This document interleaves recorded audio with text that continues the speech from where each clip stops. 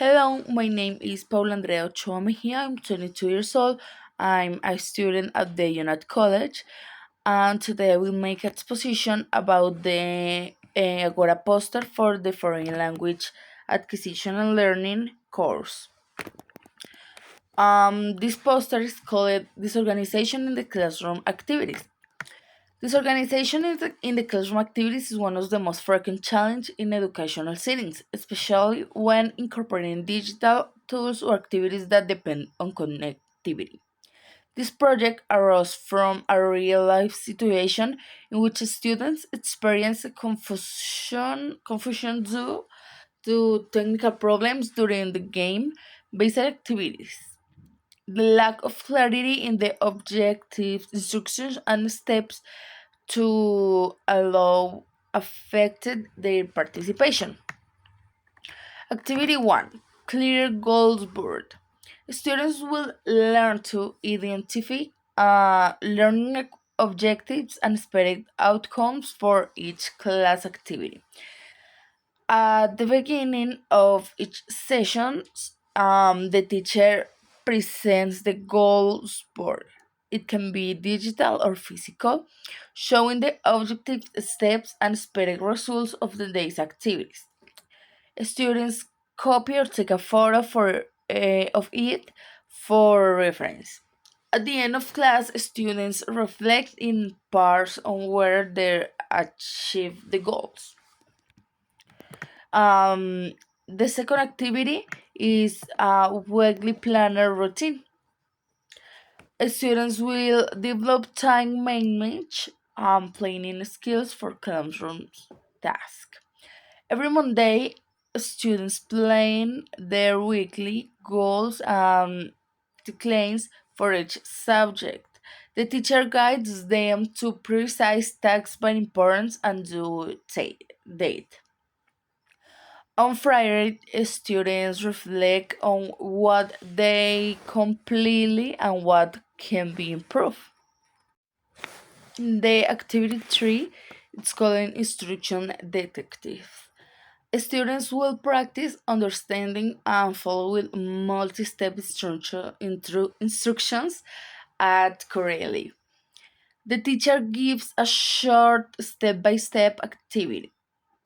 Students must follow the instructions exactly. After completing, they review which steps were missed or misunderstood, discussion strategies to improve comprehension and focus. The fourth activity is task breakdown challenge. Students will learn how to organize tasks by breaking complex activities into smaller, clear steps. The teacher presents a big project. In groups, students divide the tasks into clear, manageable parts. Each group presents their breakdown to class. The class votes on the clearest structure. The next activity, the five last activity, it's called collaborative workbook map. Students will learn to visualize the flow of classroom activities and teamwork organization. In groups, students create a visual map showing each step of a group project. The teacher reviews and gives feedback to ensure clarity. Maps are displayed in the classroom or shared online for reference. The assessment plan is the next. Methods. Students' learning will be assessed through formative and summative assessment. Um, Ongoing observation of participation during activities such as instruction activities and the weekly planner routine. Reflect journals where students were brave self assessment on their progress in organization and learning English. Peer feedback after group assignments focusing on clarity, time management, and collaborative work. Summative assessment. Assessment of final projects where students demonstrate their ability to plan, organize, and execute a learning task in English. At final presentation of reports showing how they apply the organizational strategies to improve the English performance. Okay, the implementation plan is the next. At week one, the activity is clear goal bars. Week two, task breakdown challenge. Week three, instruction activities. Week four, weekly planner routine. Week five, collaborative workflow map. And week six, reflection and evolution. Okay, the conclusion. In conclusion, this project innovated and relevant this project is innovative and relevant because it integrates organization and digital literacy skills into English learning. It helps students become autonomous, reflective, and efficient learning, addressing a common classroom problem disorganization by combining collaborative work, gamification, and digital tools such as Google Workspace, Canva, and Kahoot.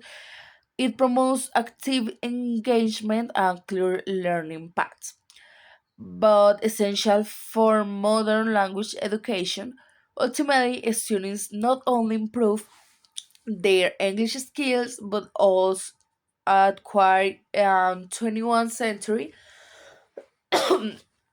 competence like planning, teamwork, and self-regulation.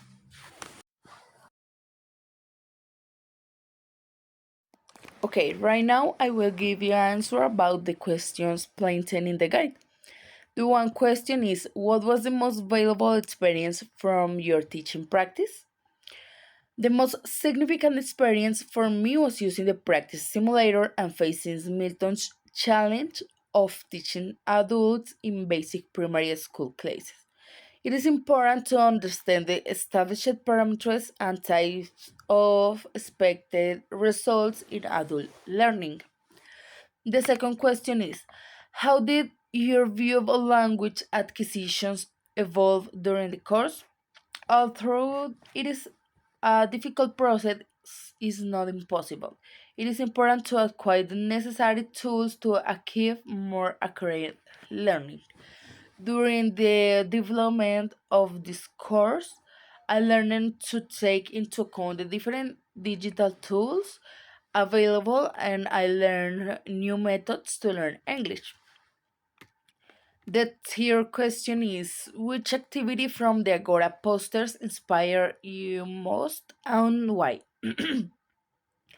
I really liked the poster called Connecting Sounds, mainly because the people in charge of the presentation did an excellent job and the topic was super interesting.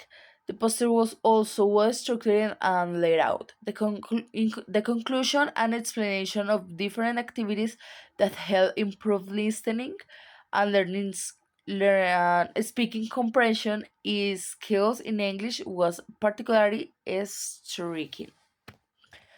The last question is, what do you take away from the Agora event as a future teacher?